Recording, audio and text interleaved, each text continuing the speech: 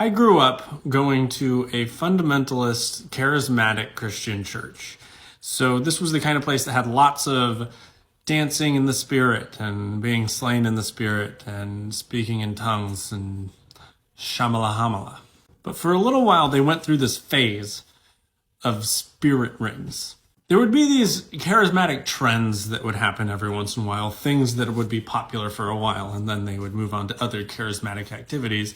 But the spirit rings were by far, hands down, my favorite trend to go through this church.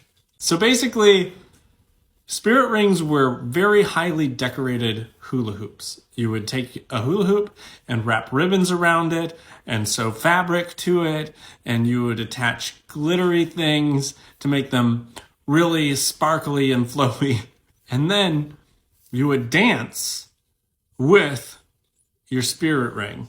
And this wasn't like everyone has a spirit ring in the whole church. No, this was like a few people in the church, specifically some of the ladies that were on the worship team had spirit rings.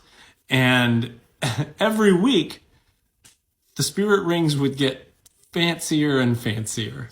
It started to become this thing where the more ribbons you had attached to your spirit ring, the more spiritual you are, apparently.